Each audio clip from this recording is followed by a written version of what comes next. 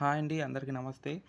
Doctor BR Ambedkar సార్వత్రిక విశ్వవిద్యాలయంలో ఎవరైతే 5వ సెమిస్టర్ పరీక్షలు రాస్తున్నారో వారికి ఈ వీడియో ఎంతగానో ఉపయోగకరంగా ఉంటుంది.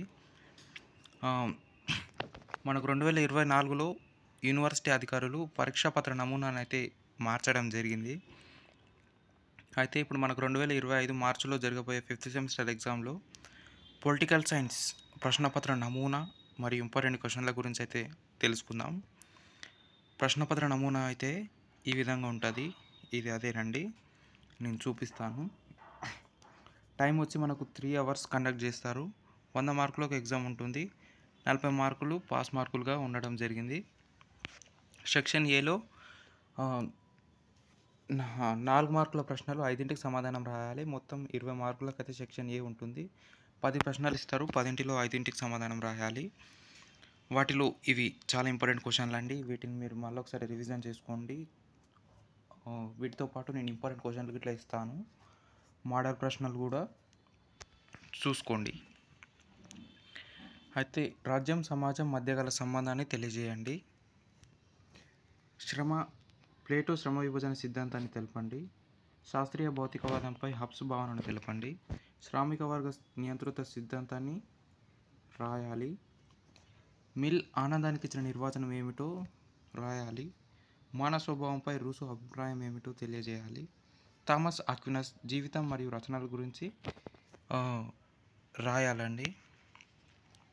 మాకియావెల్లి పరిచయం, మాకియావెల్లి కాలంలో ఇటలీ పరిస్థితులు ఏమి ఉన్నాయో వాటిని గురించి కూడా రాయాలి. బానిస వ్యవస్థ అరిస్టాటిల్ ఏ విధంగా సమర్థించాడో రాయాలి. రాజనీతి తత్వానికి హెగెల్ చేసిన సేవ ఏమిటో రాయాలి. మొత్తం సెక్షన్ ఏలో మనకు 10 ప్రశ్నలు అయితే ఇవ్వడం జరిగింది. 10ంటిలో 5ంటికి సమాధానం రాయాలా. ప్రతి ప్రశ్న కూడా 4 మార్కులు. వాళ్ళు 10 లైన్స్లో సమాధానం రాయమన్నారు. 10 లైన్స్ అంటే మీరు 10 అంటే 10 కాకుండా కొంచెం ఎక్కువ సమాధానం రాసేటట్లు చూసుకోండి. అలా అని 4 మార్కుల ప్రశ్నకు ఎక్కువ టైం వేస్ట్ చేసుకోకండి. ఎందుకంటే ఇది ఆర్ట్స్ కాబట్టి చాలా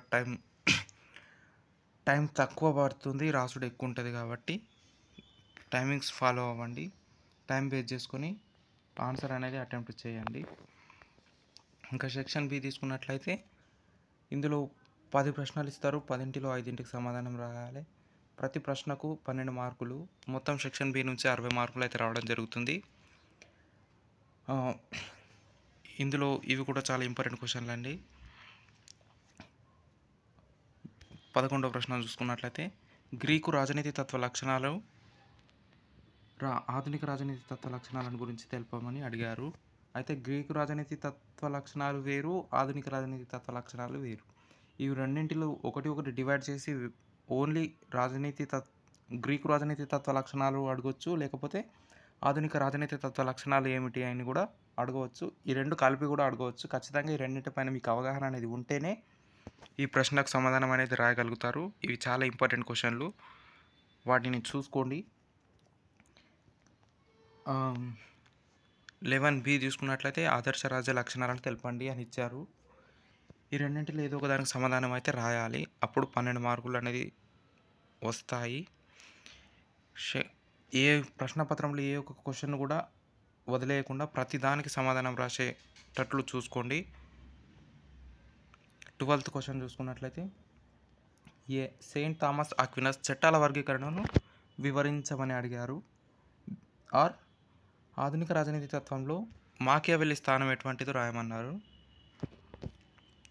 హబ్స్ సార్వభౌమాధికారం, రాజనీతి శాస్త్రానికి హబ్స్ చేసిన సేవలు తెలపండి. హబ్స్ సార్వభౌమాధికారం అంటే ఏంటిది అనే విషయానిపైన మీకు అవగాహన ఉండాలి ఖచ్చితంగా. రాజనీతి శాస్త్రానికి హబ్స్ ఎటువంటి సేవలను అందించాడు, తనకు ఏ విధంగా రాజనీతి శాస్త్రంలో ఆయన పాటుపడ్డాడో ఆ విషయాల గురించి అవగాహన ఉండాలి. అప్పుడు దానికి మంచి మార్కులు వచ్చే అవకాశాలు అయితే ఉంటాయి. 13B చూసుకున్నట్లయితే సహజ న్యాయంపై లాక్ యొక్క భావనను తెలపండి అని అయితే ఇచ్చారు. 14వ క్వశ్చన్ చూసుకున్నట్లయితే స్వేచ్ఛా సిద్ధాంతాన్ని వివరించి రూసో ప్రాకృతిక వ్యవస్థను తెలపండి. స్వేచ్ఛ మరియు ప్రజాస్వామ్యంపై మిల్ అభిప్రాయాన్ని తెలపండి. 15వ ప్రశ్న ఆదర్శవాద ప్రధాన లక్షణాలు, గతి తార్కిక భౌతికవాద సిద్ధాంతాన్ని వివరించండి అని అయితే అడిగారు. ఈ విధంగా సెక్షన్ బిలో 10 ప్రశ్నలు ఇస్తారు చాయిస్ బేస్డ్ కింద. అందులో 5కి సమాధానాలు అయితే రాయాలి. సెక్షన్ బిలో ప్రతి ప్రశ్నకు 12 మార్కులు ఉండడం జరుగుతుంది. ఇందులో ఏ ఒక్క క్వశ్చన్ కూడా మీరు మిస్ చేసుకోకండి. టైం చూసుకొని ఖచ్చితంగా ప్రతి దానికి టైం సరిపోయేటట్లు ఎగ్జామ్ అయితే రాయండి. అలా రాస్తే మంచి స్కోర్ వచ్చే అవకాశాలు అయితే ఉంటాయి. ఇంకా లాస్ట్ సెక్షన్ వచ్చేసి సెక్షన్ సి అండి. ఇంతకుముందు చాయిస్ బేస్డ్ క్వశ్చన్ల కింద మల్టిపుల్ చాయిస్ క్వశ్చన్లు 20 ఇచ్చేది. ఇప్పుడు వాటికి బదులుగా ఏదో ఒక క్వశ్చన్ ఇస్తారు. ఒక వ్యాసం కింద ఒకటి ఇస్తారు, ఒకటి అట్లా ఇవ్వడం జరుగుతుంది. 2 ప్రశ్నలలో ఏదైనా ఒక సమాధానం రాయాలి. 2 క్వశ్చన్లు ఇస్తారు. రెండింటిలో ఏదో ఒకటి టచ్ చేసి ఆన్సర్ అనేది అటెంప్ట్ చేయాలి. ఒక్క ప్రశ్నకి 20 మార్కులు అండి. ఇది ఖచ్చితంగా అటెంప్ట్ చేయాలి. నూతన ప్రజాస్వామిక విప్లవ సిద్ధాంతాన్ని తెలియజేయండి. ఆధునిక రాజనీతి తత్వంపై మీ అభిప్రాయాన్ని తెలియజేయండి అని ఈ విధంగా ఈ మోడల్లో క్వశ్చన్స్ అయితే అడగడం జరుగుతుంది. కాబట్టి ఈ ప్రశ్నపత్రంలో ఉన్న ప్రశ్నలను మీరు కొంచెం చూసుకొని వీటిని ఫాలో అవ్వండి. వీటికి సంబంధించిన ఇంపార్టెంట్ క్వశ్చన్లు కూడా నెక్స్ట్ వీడియోలో నేను తెలియజేస్తాను. మరిన్ని వివరాల కోసం ఈ విధమైన ఇంపార్టెంట్ క్వశ్చన్లు మరియు వివిధ అప్డేట్ల కోసం K Anil Kumar BRAOU education YouTube ఛానల్ను సబ్స్క్రైబ్ చేసుకోండి, లైక్ చేయండి, మీ మిత్రులకు షేర్ చేయండి.